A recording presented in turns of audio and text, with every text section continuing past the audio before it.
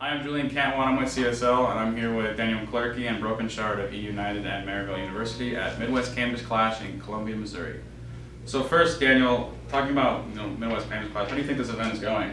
I think it's awesome. I was expecting, honestly, much less production value, but they really pulled out the stops. Collegiate doesn't really get that much support yet, but this is really, really cool. We aren't just seeing students come out here, we're seeing parents come out with like 5-year-olds, and everybody's super interested. It's awesome. It's a really cool atmosphere. How do you think MU's been faring so far? They're doing pretty well. They just finished their semifinals matchup. So we started the program last year. I think since then we're 95-2 in games, and we're undefeated in matches, which is really good. I was kind of honestly expecting it with the level of recruitment that we had.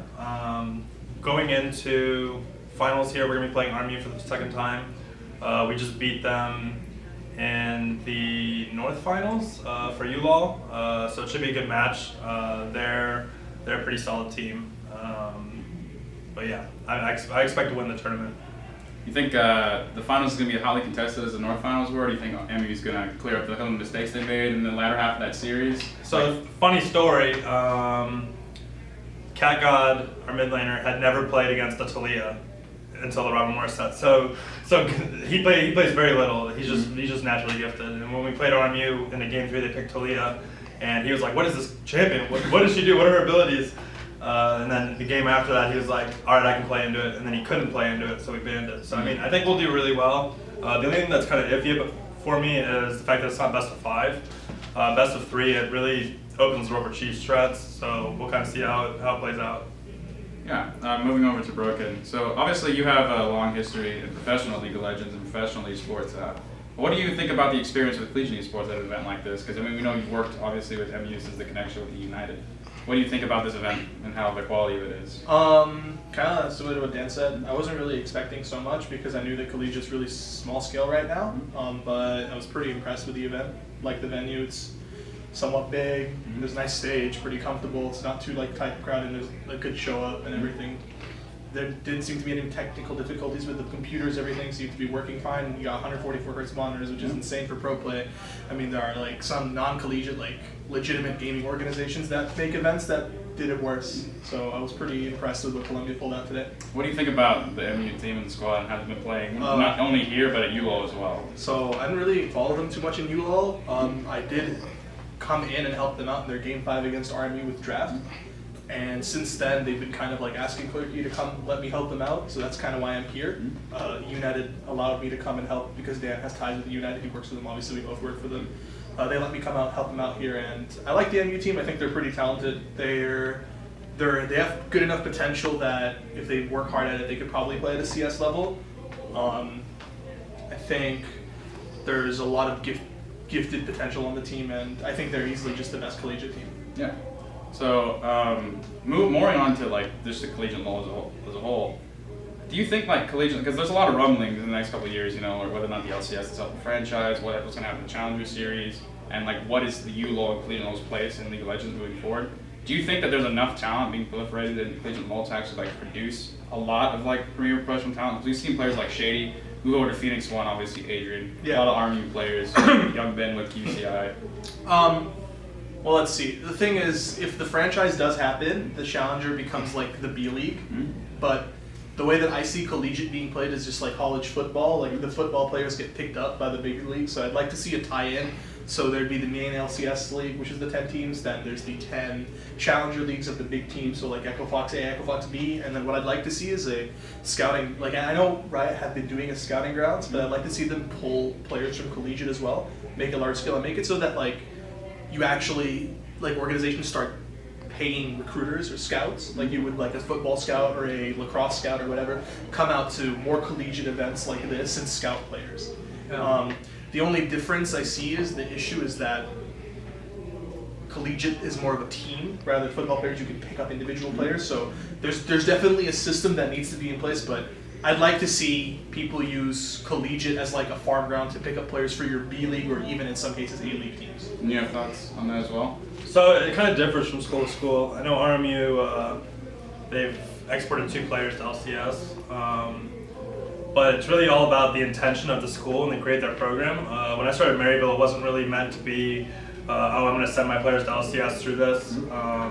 It kind of sucks in the middle of the ULL season to have a player leave. They went through it with Shady, but I mean, that's great. It's amazing for the player to go to LCS. But what I do with Maryville is that I picked the most talented players I could possibly get. The goal wasn't really to win. It just happened that the team meshed really well. The goal is more education of the parents, because a lot of these players are talented enough to go professional. John and Saskio and Proto, for examples, but their parents don't really support it. So like it's really hard to like put a ton of time and effort into something when your parents don't support it. So Collegiate is kind of like a compromise between the two. You can kind of tell your parents, hey, I'm going to scholarship now. I'm going to school. So that's what Maryville's kind of focus has been. It's more about just making sure that the players are in a healthier environment to nurture their talent. Yeah, and more on that. Do you think the trend in collegiate esports, specifically in collegiate league, is like trending upward? Like we're seeing more and more. Like it was just this last weekend, I think the University of Utah was it that announced another scholarship program. Are we going to see more and more of that moving forward? Definitely. I think that Blizzard's going to have a lot of plans for Overwatch for Collegiate, and that's going to be huge. The only game that's huge that really I don't see Collegiate having is Counter-Strike, because it's terrorist versus counter-terrorist, plant the bomb, defuse the bomb. But yeah, no, I think this is going to be really big.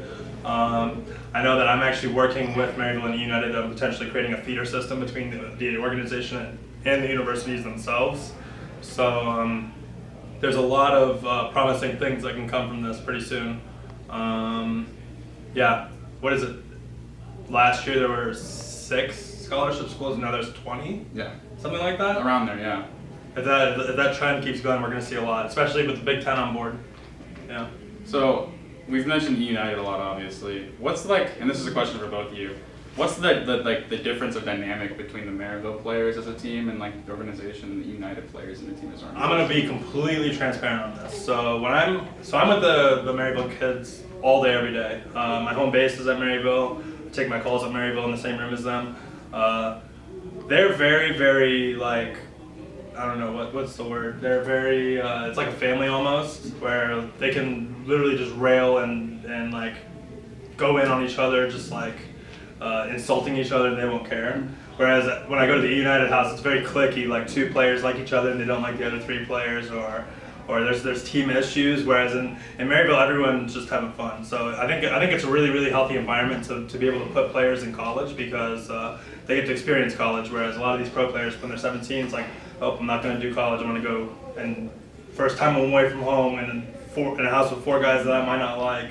So yeah, it's a really, really fun environment. That's something that I'm trying to really improve on the pro side, at least with the eUnited, is just trying to have a level of camaraderie that might not exist on some of the pro teams. I don't know, Brokenshard, do you agree with that? I disagree. I don't think it was really that bad of a team environment. I think the reason that it might seem that way is because we're a lot more serious about it. We practice more. They have to like balance school and play. All we have is play, so literally it's their entire lives. So it's a much more stressful environment, and in a way it can be a little bit more serious. But I don't necessarily think it was very cliquey at all in the United. I think we had a pretty good team environment. We had productive scrims as much as possible, but obviously the stress levels is something that me and the head coach have to deal with on a daily basis. And sometimes it gets to a boiling point. It's normal. It's totally fine for players to let out their stress. It's healthy not to bottle in. So I find these explosions, or like these, I won't say outbursts, to be a really good sign, because the player is letting his feelings out and not bottling it up, which is dangerous. Yeah. So. Well, maybe you'll agree with this then. I think that it would be really healthy for a person going in a challenger to have at least a semester in college to kind of know what it's like being away from home. I mean, yeah, I think it's important for some of these players to understand how it is to be away from home, but that's also something that like managers and coaches can help with. Yeah. And it depends on the player a lot. Some players would feel more comfortable going to collegiate before going to challenger, but some of the players feel like they're talented enough to go straight to challenger and LCS, because not many people see collegiate as a stepping stone. They see collegiate as the alternative option to challenger, which I think is a mistake. I really think that the way it should work is that collegiate should be, if you're looking for a stepping stone, collegiate should be the stepping stone. You go to college, play your game, play on a scholarship, learn what it's like to be in a team, and the only way that's going to be possible if there's more support, so you get actual competent coaches working, people who have experience. And like I myself would love to work in collegiate if there was a pay grade option, because I'm not very interested in school. I'm 23. I went to the Army. I never went to college. I'm not really interested in school at this point. I view esports as a career for me. So if there was a legitimate pay option where I would actually be the head coach of a League of Legends team at a school on a salary, I myself as a professional coach would look at that as an option. So I want to see more support coming in, because I think having Collegiate be the feeder league for the A and B league teams to be like, I think that's the best way it should work. I know that a lot of people try to separate esports from professional sports in that sense, but I feel like having that healthy boundary and that stepping stone process is going to be really good for getting these younger players more exposure, more training, and they'd have better results coming in. And as well, like Dan was talking about parents, there'd be more understanding. Like a dad would feel a lot better about sending his son to college to play football than he would be about sending his son to go to a pro team instead of college. But now you get to send your son to a college to play League of Legends on a scholarship, and then potentially he goes pro if he wants to go pro. And I feel like a lot of parents would view that as a much better option than, oh, no college, straight away into pro scene. Yeah, if that makes sense. A lot of these kids, they don't have very good academic past before college because they played League of Legends. And it's not even that, they also don't get much family support. And a lot of the players that they come to these teams, a big thing is having family support. Like, Deathly or AD Carey called his parents like almost every week, and they're very supportive. They're very supportive. And Licorice talks to his mom all the time on Skype, and they're very supportive. My mom, when I started out pro, she hated it, and then when she realized how big it was and how awesome it was, she became my #1 fan. So I feel like the toxic environment that can happen in pro play actually can result of just knowing that this is all you have.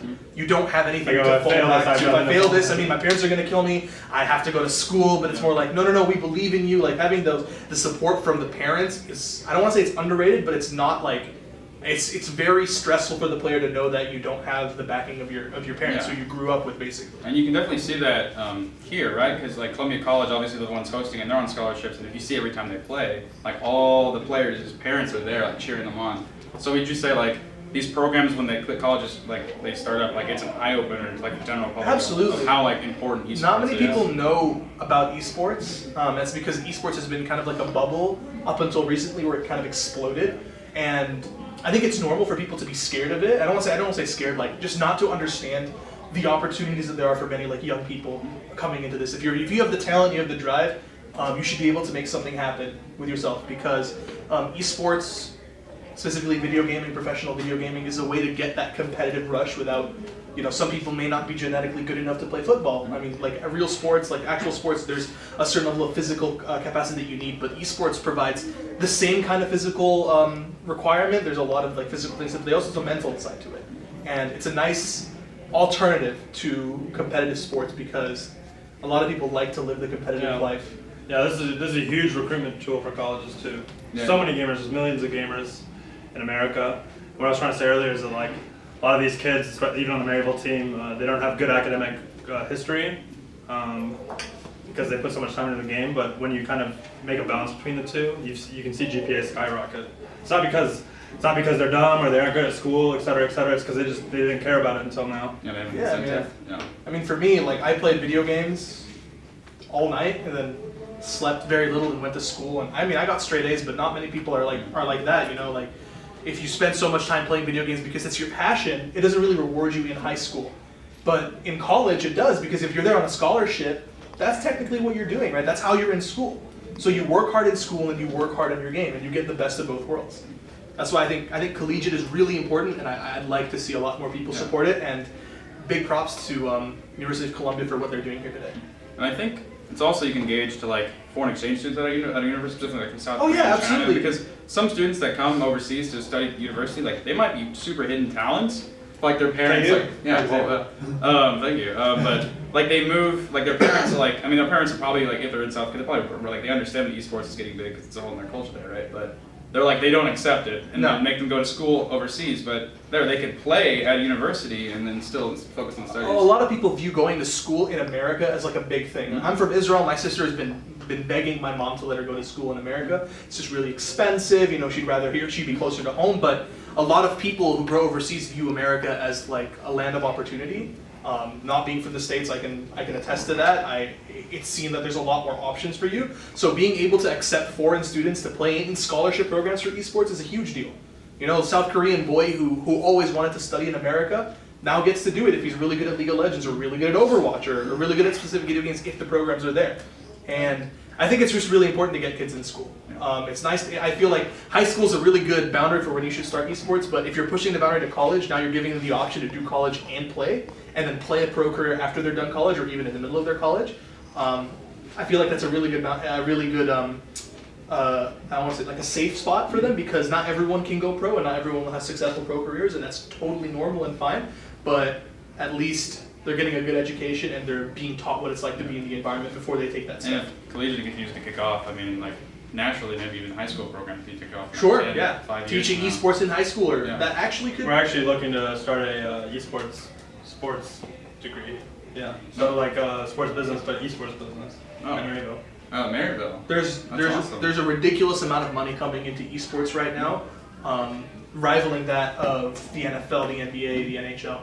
But you can see it in all these like joint ventures that are happening. And, like, Yeah, established like teams. $1 million, multi-million-dollar investments. 76ers acquiring Dignitas, and let's see, TL with was it Magic Mike with TL, or Shaquille O'Neal with Energy, Yeah, like and then Joe Montana with he just signed on a joint venture. I don't know what else he has. with C9. So I think with C9, Cloud9, Echo Fox with Rick Fox, well known. So there's a lot of money coming in, a lot of eyes are now on esports, and it's really up to the people in esports to garner the support so that we can start building it on a base level. Because the pro scene, I feel, cannot truly evolve if you don't start helping the baser levels.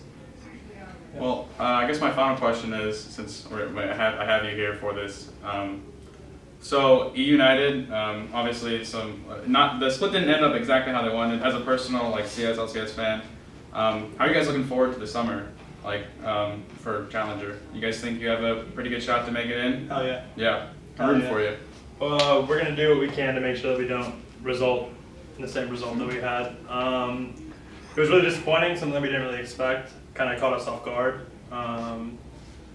You win some, you lose some, then that's what you learn from. United owners told us that they were in it for the long haul. They weren't just a one split and quit type team. So it's up to us, me and my head coach, as coaches, to do our best to make sure that our team is prepared for the next split. And I feel confident that we can do it. Yeah, well, good luck. And we've interacted with on social media, the Collegiate scene is definitely behind the eUnited team. So Let's go.